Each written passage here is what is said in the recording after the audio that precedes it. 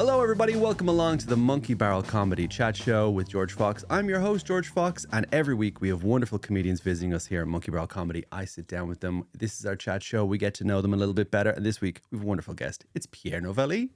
How are you? Hello, I'm good, thanks. Yeah, how are you doing? I am doing very well. I think you're the first guest in maybe 40 episodes to ever ask that. Dear Lord, comedians, what is wrong with you? The only one of your guests who raised painfully strictly. Just well. I like it. I thought I'm originally from South Africa. Mm-hmm. I left when I was 7. In South Africa, my parents were the cool, chill parents. Oh, yeah? And then I moved here and I realized I had like the Nazi parents, like insane, like so strict. Because the standard is so different. African parenting is a different world. Yeah, I think. And I had the hippie African parents, which translates to the British, like Victorian. I genuinely love when you would go like on like holidays and you would see like different dynamics from different cultures meeting in these like hotel pool places, and you just be like, oh, that's very different. Yeah, you can tell. You've heard, I just heard a dad scream at his son because he got near the pool. Yeah. and I've been doing like jump dives for an hour. Yeah. All those kids are ordering from the adult menu. They're French. That's what's happened. Is that a 12-year-old drinking wine? He's the one choosing it. Yeah. All right. He's the one that tastes it for the family and says, he says, oh, yes, this will do. Thank you very much. Yeah. We'll go with that. So we like to kind of get to know comedians at the start. I think one of the most interesting ways to get to know someone is, what is your memory of like the first time you made people laugh, or the first time that it kind of sticks out in your mind that you're like, that was interesting. That was a bit fun.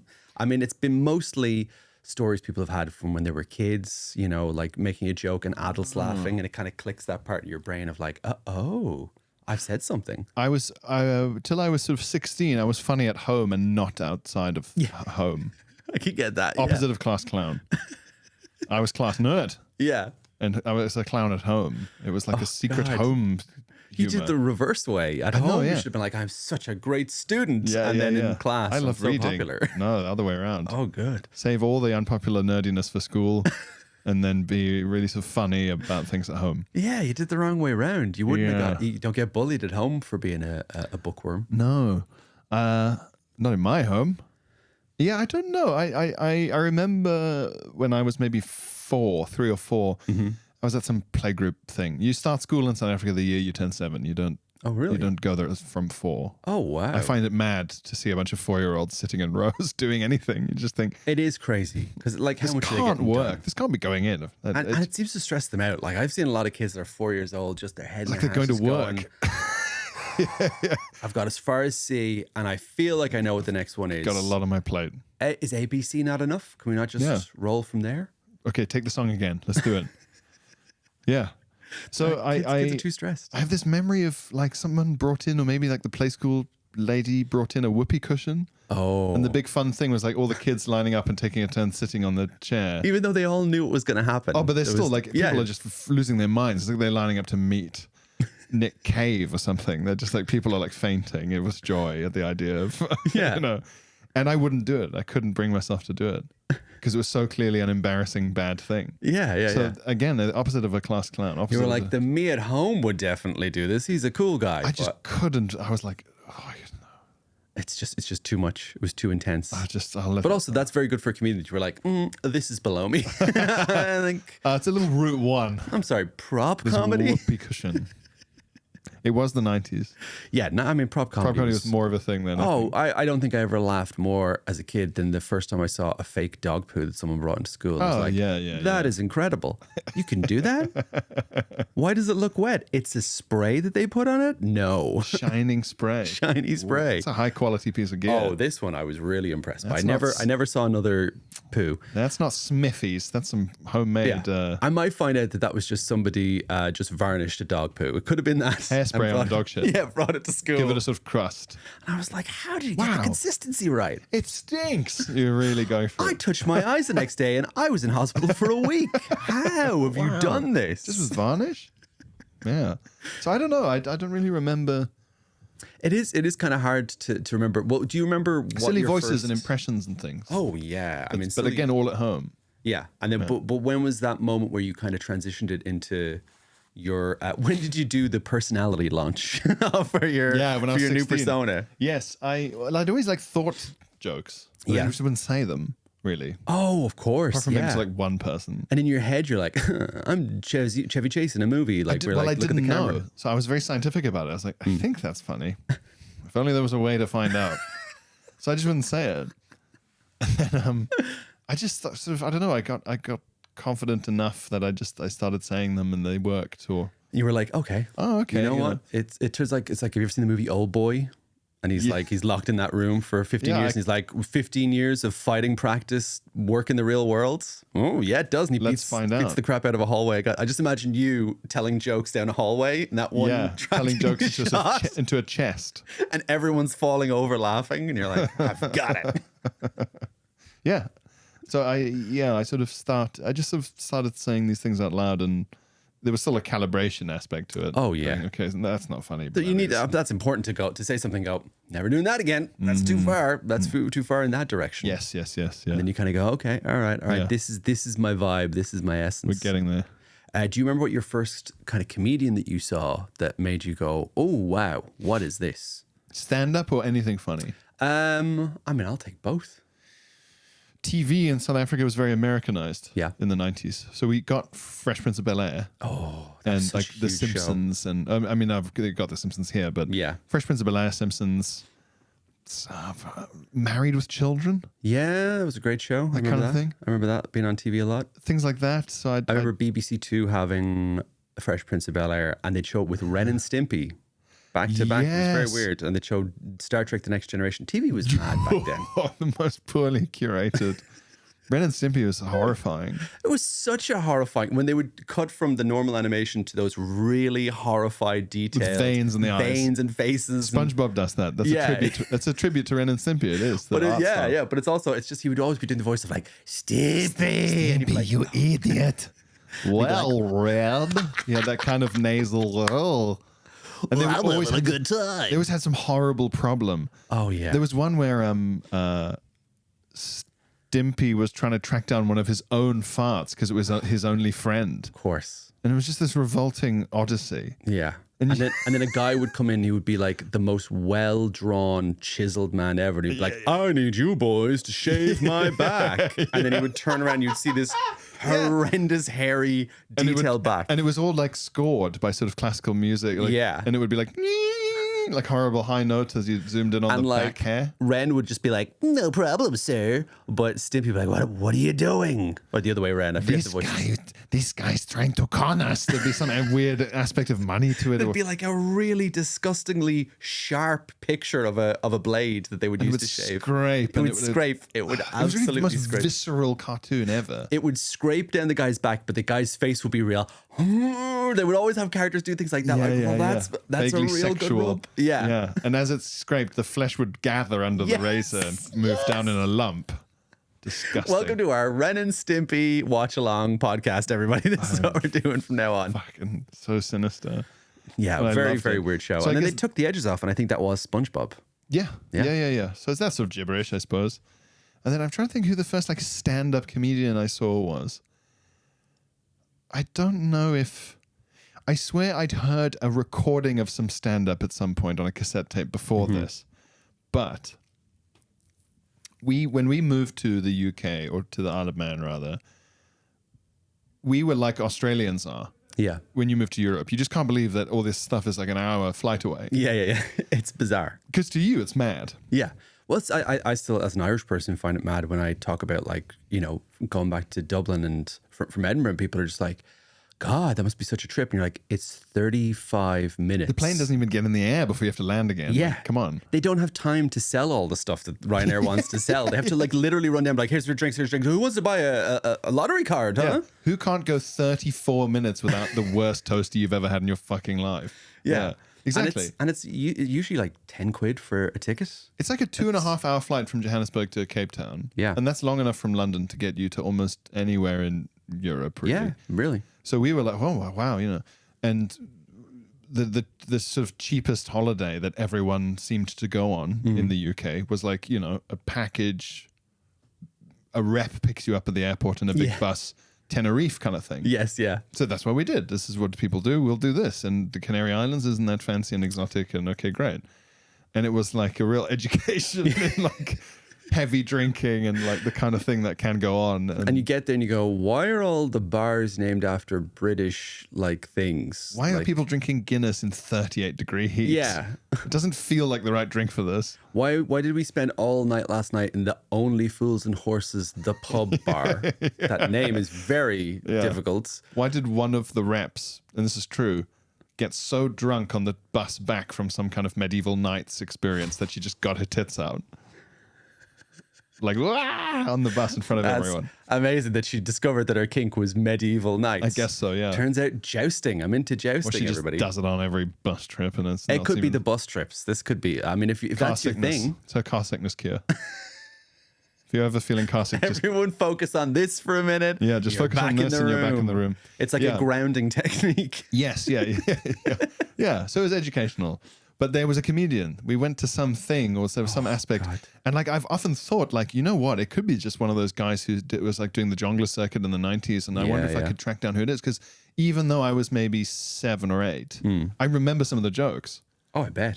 Everyone was laughing and we were sitting on these tables and I thought, oh, yeah. I just thought it was great, you know. It is such I think, a revelation, especially when you're a kid, because it's this... Seeing a stand-up comedian is almost this weird kind of bridge between what you think an adult is and how a child behaves. Yes, a silly adult is sort of astounding. I think that's why kids love Mr. Bean. Yeah, your first thought is like, oh my God, did that kid make a wish on a machine at the end of a pier and now he's big? Is that what this is? No, it's an adult. Wow. Yeah, and everyone was sort of enjoying it, and and it's also mad when you look around and you see like your parents, your family laughing at a stranger, and you go, oh. And it's different to TV. You can all laugh at Mr. Bean on TV or whatever you watch together as a family that's funny, some slapstick thing inevitably. But it's not the same when it's just the person talking. Because I think when you're watching something on TV, you're going, well, everyone in everyone's house is probably watching this right now. Like when you're a kid, that's what you think. Like this is the broadcast, the national broadcast. Yeah, well, everyone finds it funny. Kids probably don't think that anymore. Yeah, not anymore. No, I don't even know if they know what TV is anymore. Just put up a YouTube channel on the TV. Yeah, they're like, oh, what's that weird YouTube channel where it's just weird guests in the morning in front of a big window, and you're like, oh, that's this morning. A big window with like something painted on. Like it's not even a real window. And then Alison Hammond pushes someone into the water outside, and they go, what is this? This is everyone's about watching Roblox this? At all. Yeah, kids are like, no one is watching this. I'm the only person watching this right now. There's no Minecraft here at all. Yeah, but I think watching something live, you're very much aware, I think as a kid, of like, oh, this is just a unique moment for us here. Like this is makes it feel a bit more intense. Yeah, I think that's it. So that must be the first one. Yeah, definitely. It's the first stand-up live, definitely, that I remember. And I think most comedians we've spoken to, no one's like, as a kid, like, oh, I'd like to do that. It just seems unfathomable. You're just this is amazing. I sort of almost had nowhere to categorize it in my mind. Yeah, it's just this anomaly. This is this thing that's happened. It's like in God, remember, was it the Flintstones? There's like they did like a whole season where like for no reason Fred had like a little Martian friend, the green alien guy. Yeah. Hello, Dum Dum. Yeah, you always call him Dum Dum. The Great Kazoo or something like that. God, it was something like something like that. Great Kazoo, something like that. But it was so weird that they just brought this random character. And no one else could see him. Yeah. So you think, well, what does that mean? Exactly. Is Fred did a rock land on his head? Yeah. Are they going to open his head up, and instead of a brain, he has some sort of weird lizard, and it looks at the camera and goes, it's a living. Was piloting it. Piling him around the whole time. Yeah, you sort of think, is this like an aliens built the pyramids kind of like... How did this happen?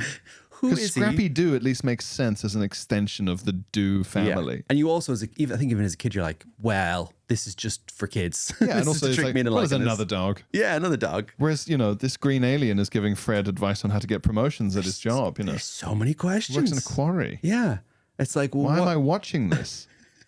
If you're from an advanced species that can travel across space, why aren't you coming in here and helping them? You're just like, oh, your entire thing is economy's based on rocks? Help one guy who you keep insulting. Yeah, who's going to get eaten by a dinosaur at the end? Come on. But I think when you're a kid and you see a comedian, it felt like that kazoo thing where you're like, what is this guy? What is this? I'll accept it, but I won't know where to place it in my constellations of like what life is. Yeah. I've got lots of room for like doctors and a policeman and a firefighter and all the stuff in little kids' books and things. Yeah. Yeah, okay, yeah. But this is, I don't know. This is just a madman, but good on him. Good on him. Well done to him. I don't understand this in the same way that I don't really understand what most jobs are. Yeah, exactly. As a kid, you're like, where's the fun part? That seems fun at least. Yeah. So we did talk a bit there about the hilarity of fake dog poo. Which is going to lead in nicely to our next section of the show, where we've taken a random picture from your Instagram, and we're going to show it on screen, and you're going to explain it, and you'll see why I mentioned the dog poo. Okay. We'll bring it up on screen now. Yeah. I remember that. Oh, wow. There's your picture there. Fringe 2017. Fringe 8th of August 2017. My God. Went out to find a chiropodist, came back with a ton of boerwurst. Yeah. That is a lot of sausage for people listening. Boerwurst? Boerwurst is like, I guess in the UK, the sausage that goes around in a big spiral is the Cumberland sausage. Yeah. So that's like, it's the same deal. It's in a big spiral. But it is, it's a mixture, I think, traditionally of beef and pork. And then I think some versions of it, it's beef and pork with lamb fat. Like it's a real mixture. That's a lot of meat. It's a lot of meat. It's very rare someone sees a sausage and goes, what if it had more meat? You want to make sure the fat in it, if you get really good boerewurst, the fat is fat that will liquefy under heat and spread throughout the whole spiral. That's what you want. That felt like a tip from a serial killer of how to get rid of bodies. Oh, yeah. Like, you want the body to liquefy. You've got to render the fat. Yeah, and it's and there's a certain combination of fairly mild combination of spices in there as well. There's some nutmeg and a lot of pepper. It does look like, I was going to ask bit of cumin. A little bit of cumin, I think. Wow. But it's not so much that you'd go, oh, cumin-y, or I think it's just You'd a be little. like, there is a mix of things in here. It's so good though. Oh my God. It's so good. And the casing is proper casing. Like it's more like a sausage in the German idea of it, where it's like, we're very serious about these. Whereas a lot of sausages in the UK are these kind of pink foam tubes. Absolutely. It's exactly what I was about to say. There's so many times I'll bite into like some sausage in the UK and be like, oh, that's a weird sentence. But I will do that and I will go, God, this is there's no grain to this at all. This is very plain. There's no flavor. There's no like. There's no texture. Oh, there's no. Yeah, it's mush. It's a mush. It's just, it's literally like somebody's put. And there's a place for mush. Everything in its place, fine. Well, you found the name of the episode. There's a place for mush. There's a place for mush. But if I had a choice, I would always have Wurst. I mean, it looks great. I never thought I'd see a sausage and be like, that looks amazing. Oh, so I'm not sure if it's still there, but there was, there was a place that just specialized in like South African stuff. And was this how much you actually bought and brought home? Yes, it is. I thought for a second this was in the... No, not in the shop. I brought that back to my overpriced student accommodation. Yeah. How long did that last you? Did you have many weeks, or did it? I just made it for everyone in the house. Oh, that's nice. Yeah. Sure, that's a big baller moment right there. Where you're like, everybody, hot dogs. There wasn't enough room it was one of those things where it's like the pan's not really big enough. We have to do it in this like tiny oven. Yeah. I would also like to congratulate you on being above putting them on your ears like Princess Leia. Well done. Yeah. It's right there. I know you thought about it, but you resisted it. I just have too much respect for Wurst. Big respect. It's the whoopee cushion all over again. Yeah. You're just like, come on, guys. You can also get that as a thing called dry Wurst. Yeah. Or Druurwurst, which is like a sort of like a dried salami stick. Yeah. But instead of being made of what salami is made of, it's made of that. Oh. And you can sort of snap them and stuff, and they're very, very sort of like dried out, and they're very Moorish. That's very nice. That's nice to have something that you're like, well, I'll wet it myself. Yeah. It's a sausage version of beef jerky. Oh, God. That sounds amazing. Really good. So we have some questions for you. Thank you very much for, would you, I need to ask first of all, would you keep that picture up? Sometimes people regret the pictures that we show and they immediately delete them. You're happy with that? I put a picture of my sausages on Instagram. I'll leave it up. Yeah. Very proud of it. All right. If anything, we need to get you sponsored by the concept of meat. The concept of meat. Yeah. I mean, the beef marketing I don't know if there's a board. There's got to be, right? Still. For that specific thing. But if there is, God, I would love if this went viral on the Butcher's Reddit page. r/meat. People are really... r/meat. Can anyone here rate this Boerewors from 2017? Well, we have some questions for you from our last guest. Our last guest was the wonderful Ben Pope. So Ben has sent us in 3 questions. Great. We're going to see them on video, and those of you listening on audio, you're going to hear them. So let's take a look at what Ben sent us. Hello, Pierre and George, and also Claire, who is there, and potentially also Ewan, if he is doing the editing. Hello, it's me, Ben Pope.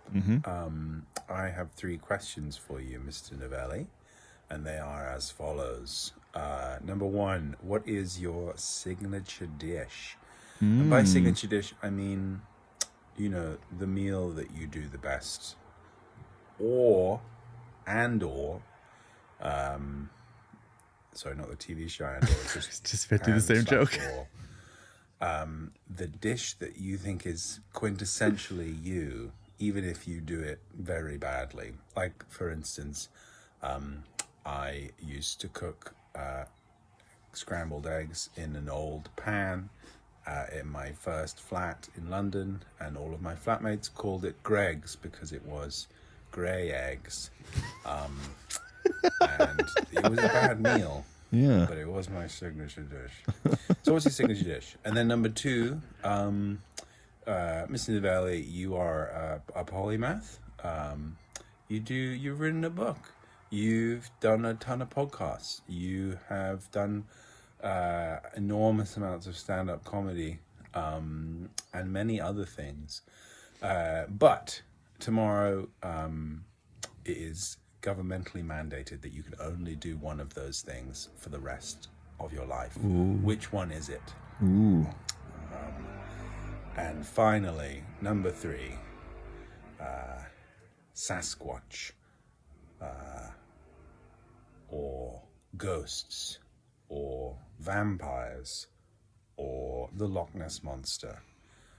You can make one cryptozoological monster be alive in the real world. Which one is it? Choose wisely. All right, folks, have a nice time. Enjoy the rest of the podcast. Bye-bye.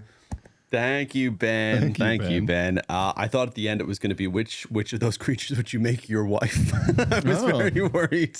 But no, which one you make real is better. So thank you very much, Ben. The question number 1 was, what is your signature dish and or the dish you think is quintessentially you? Anything on a barbecue, I'd say, is quintessentially me. But a braai. I mean, I love how every section we've done building up this has led into something else. Like, we've already talked about meat. It's meat time. I'm a meaty boy. Signature dish. During lockdown, when I had nothing to do, I thought, I'm actually going to look up and perfect an actual tediously accurate bolognese.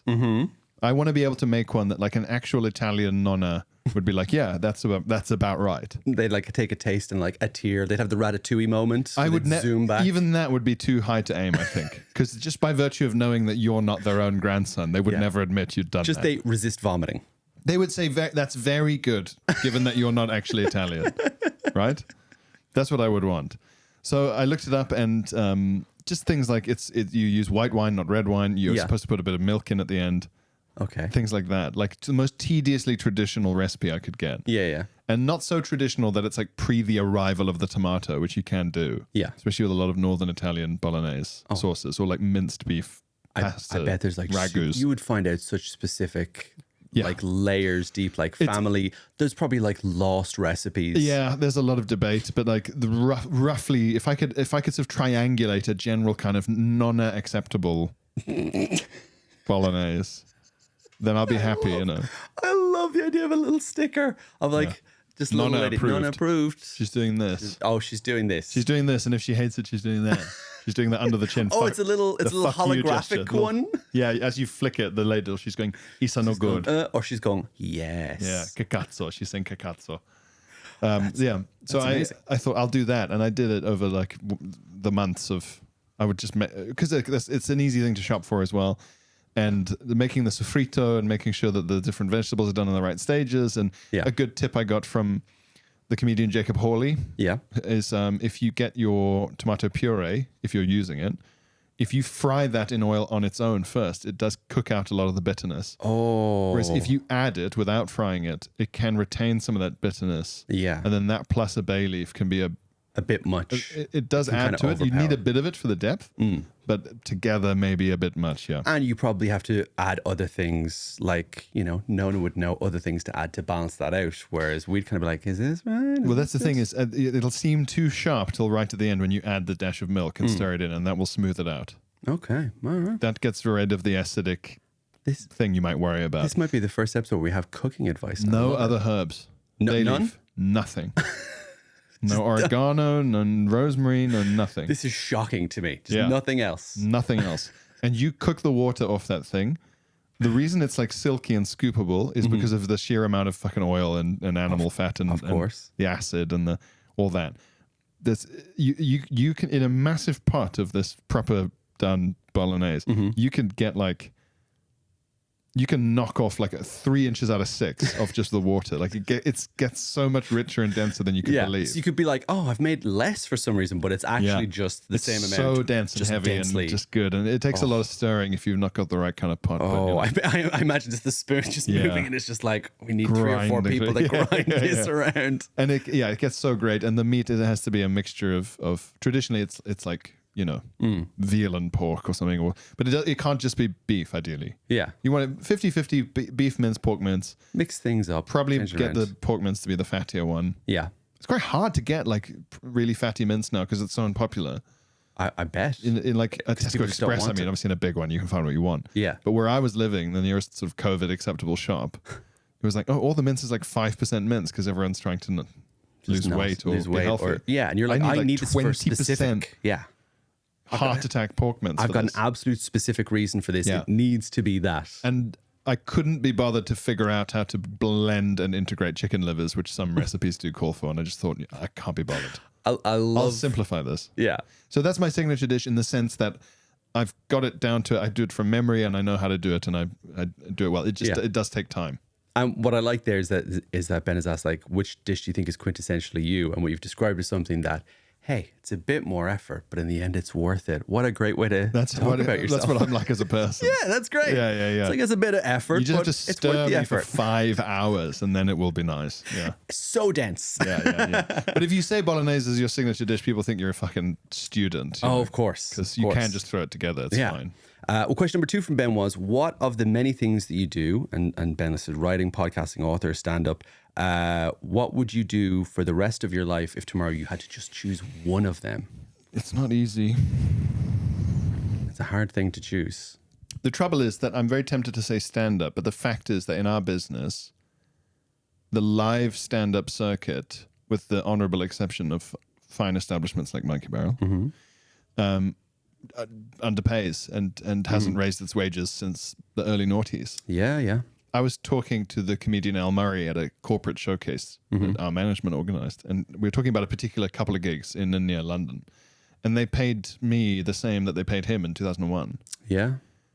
And he said, how do people live? And I said, well, they don't really. They don't. They have to do 20 other things. Yeah, exactly. Like, so you have to. If I chose stand-up, I'd be kind of going out of business. Yeah. Even though it's actually the main thing, in quotes, I do. Yeah. So... like the other stuff is there, you obviously enjoy it, but it's also part of allowing you to do stand-up. Yes, and all the other stuff I've done, I've gotten as a result of doing stand-up. So stand-up is the tree and these are the branches. That's a very good way of thinking of it. So how do I choose a branch really without acknowledging that without the tree bit I wouldn't be there? Yeah, that is difficult. So I don't really know. So my answer without taking money into account is probably stand-up, given that leads to things. Well, I can make an amendum to that because it's our podcast. You can't do anything about it, Ben. Take that. Should have live streamed in, Ben. You can't change it now. You can't argue your point now, Ben. Yeah. Out of all those things, if you had to remove one that you wouldn't be able to do between writing, podcasting, author, stand-up, which one would you take away? And please don't say podcasting because we'll just have to end this show right now here. We're done. You just walk out. I'm a really shitty little pragmatist when it comes to almost anything, right? So yeah. I don't really mean this emotionally because I wrote my book and I probably get a nice message from someone once a day saying, oh, it's like you're inside my head and I understand myself better, or like, oh, I've read this because my son is autistic and now I think I can deal with or understand my son better and I can give it to him when he's old enough to read it. They're really, really nice. So this has nothing to do with that. That's all brilliant and very life-affirming. Of course. And makes the kind of high you get from stand-up seem like nothing. Yeah. Great. I will say, though, that unless you are a celebrity, if you write a book, you will not, it's not a living. You can't live off it. I mean, if you add up the amount of time I spent working on the book, I made half the old minimum wage. So like nowhere near. No. And even if you pay off your advance and start earning royalties, they take so long to arrive. And that's a huge if. Most people don't ever, even the famous people. Yeah. The advance is just the advance. I know people who've written books and have sold incredibly well, won massive awards, and then they've sold the rights to it. And even the rights selling them isn't a lot. And they're just like, oh, I thought that would be, you know, I thought that would be payday. my sort of big payoff. Yeah. No, it's some people, sure, but it's rare. Oh, very rare. It's not a business people get into for the money. I do think people think like, oh, you're in this industry and that's it. And it's like, no, not really. Like if you're a comedian and you're in the entertainment industry, you're doing 20 different things. And that's the only way to make it work. It used to be that you got to, and now it's that you have to. Yeah. That's the difference now. That's the thing. I bet if you ask somebody who was doing stand-up in 2001, they'd be like, oh, this guy does comedy and voiceovers. Who is he? And we're like, fucking part-time. Yeah, we have to do everything. Amateur. All the goddamn time. Yeah. It's mad. So it's a difficult question because the state of the industry is that each one thing isn't really sufficient. But in terms of like where everything has sprung from, it's all sprung from doing stand-up. Yeah, I think that's definitely the one to keep. And it's opened that up for you. Well, let's get ready for question number 3, the most difficult one of all. Sasquatch or ghosts or vampires or the Loch Ness Monster, which one would you bring to life in the real world? And if you want to tell me which one you'd marry, fine, okay, fine. I'll take it. I think it would be a waste to bring the Loch Ness Monster into the world. Yeah, it's just a dinosaur, right? It's already a popular enough attraction without anyone fucking seeing it. Yeah. We don't need this. Exactly. You get to go up there, you don't see it, but you still feel a little bit of a connection with it. Perfect. We also don't even know if it would be a proper dinosaur. No. So, for like in terms of scientific advancement, humanity's understanding of things, it would be interesting, but I don't know if it's. I'd have too many questions about exactly what are we bringing to life here. We're like, well, we thought it was a dinosaur, but it's actually a mutated dolphin, and it made everyone sad because it's the only one. Yeah, we'd have to CAT scan it in order to, you know. We'd have to kill it almost immediately. I mean, remember there was that tree that got like cut down that was at the middle, what was it? What was that called? The big oak tree that's like very famous in England. And it's like, Sycamore Gap. Yeah, and it's been there for so many decades, if not hundreds of years. And they're like, oh, just 2 guys just cut it down for a laugh. Yeah, just 2 dickheads. Yeah. Yeah. You turn on the news and we're like, oh, some drunk guy somehow got his friend to be ordained online, and then they marry, and now they get all the rights of the Loch Ness Monster. I don't know why I'm leaning so far into marrying the Loch Ness Monster. It feels like I'm trying to insert my kink into the stream. And that's like, normal, right? Or at least your idea for like a novel. You've written a novel. Well, now I know it doesn't make enough money. I married the Loch Ness Monster. No, it's I'm telling you, I'm going to write that book. I'm going to sell the rights to Netflix. Look, Ben, do me a solid. 3rd question. Not the first, not the 3rd. It's suspicious if it's the first question. Yeah. 3rd. Just say 3rd. Not vampires. That just seems like a problem. No, they're too, get over yourself, vampires. But also they're a problem. They're bad. They're a net negative. Yeah. We've got enough to deal with. Yeah. There's no, I need more blood. It's like. Romania has enough going on without also saying, by the way, they're fucking real now. And also, like, the most famous one's Dracula, and Bram Stoker's Irish. He wrote that. So it comes back to Ireland. I don't want Ireland to be getting blamed for vampires. True. We made the horny vampires. We didn't mean to. Yeah, that's it. Did. So not vampires, probably not Loch Ness Monster. Ghosts, I guess, would be reassuring because there is an afterlife. Yeah. I always said that if I ever really, truly believed I saw a ghost, I would go to church. Yeah. Immediately. Oh, of course. I'd be like, well, it's real. Yeah, I'd go, oh shit. Yeah. I need to get my shit in order here. I need to, oh my God. Running to the church. Fucking hell. Lighting every candle. Quick. Yeah, whichever candle. Just give it to me. Running up to the bishop, grabbing, it's real. And he's like, yeah, I know. He's like, no, it's real. No, it's real. You don't know. Maybe you do, but I don't know if you do. I saw a guy in a cloak. It's real. It's real. Okay. That would be useful. That would be, yeah. But it would be a hassle when you get not like ghosts from like the 1800s that are like, oh, what is this? What's a phone? Yeah. But when you get like a ghost from 2007 and it's like, hey, how does Lost end? And you're like, oh, I don't even remember. An emo who got hit by a bus. Not good. It didn't end. Yeah, they're just asking questions and you're just So like, they had no plan. yeah. Oh, is Game of Thrones good at the end? Oh, man, don't make me ruin your afterlife. Really? You got out in a good You spot. watch it. You're here. I'll put it on for you if you can't Put touch it on things. and you enjoy it. If you can't touch things, I'll just put it on for you when I'm out, like a dog. I used to come home, the ghost is finishing, and it's like, I'm so depressed. You go, yeah, well, yeah. That's it. This is hell. Now you can You're be with glad me. you died. Yeah. So, and Sasquatch would be cool. I think Sasquatch would be good for science, good for study of human evolution. and just like doing the talk show circuit would be great. Yeah, I Doing wonder, TikToks with James Corden in a car. singing the only song it's been taught, Yeah. having to choose. I wonder. Yeah. Oh well, the way that the Sasquatch's voice box is structured, it can't really do notes above it. Oh, it has a voice box. I like that as well. Well, no, just everyone has a voice box. You know, I don't mean, sorry. I don't mean I like thought one you of meant those like they've robots. put a robot thing in and they've Well, maybe that would AI'd be- in a voice, given a Cary Grant's voice. Lovely to be here, James. Or just the Sasquatch gets a robot voice, but it's like Frank Sinatra, an incredible singer. All blue eyes. Old hairy full body.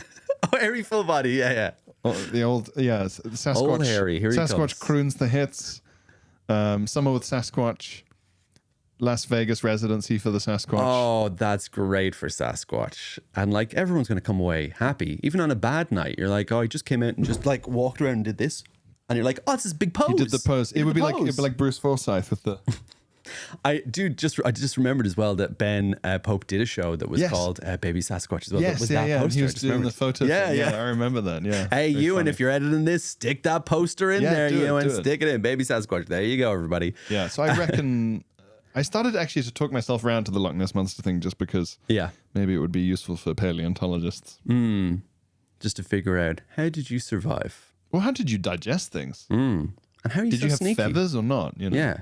But you're so sneaky. You must be able to go invisible. But I like that. I like that. Both choices. Both one is for the Sasquatch is very good, and for the Loch Ness Monster, good for us. Yeah, good for science. Good. Okay. Well, to end the show, we have a little game we're quickly gonna play. I'm gonna mix up these cards, and you're going to say stop when you are ready. Stop. Okay. Oh. Okay, and then say stop again, and I'll grab one. Stop. Oh. Oh, okay. So this is your one. It's got an ick on the front and an ick on the back. I've got an ick on the front and an ick on the back. This is a part of the show that nobody likes called Big Ick Energy. So what we're going to try and do is you got two options there. I got two options. Pick which one you think is going to give Claire the biggest ick. So we're going to ask Claire to tell us what gives her the biggest I ick. think I know. So tell us the one that you're not going to pick first. The one I'm not going to pick is they crack a joke in a large group chat, but no one responds. Okay, that's a good ick. That is a good ick. I think that's depends on the group chat, but like, what time of day is it? People are busy. Yeah. The responses could be coming in. It could be very popular in the evening. We know this about posting stuff sometimes. Yes, In exactly. the evening, people get home. And I then think it that's pops. debatable.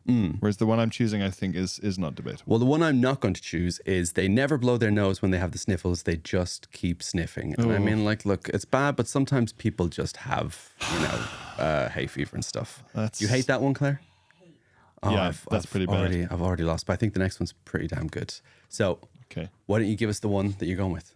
They say they want to squish you. Oh my God. How's that? Wow. For the people listening and the people watching at home, you can't see producer Claire, but God, that's a grimace of pain. Yeah. It's a rubber. So grim. I'm going to squish you. I'm gonna squish you. Yeah. Horrible. But if it's the right person, would it be okay?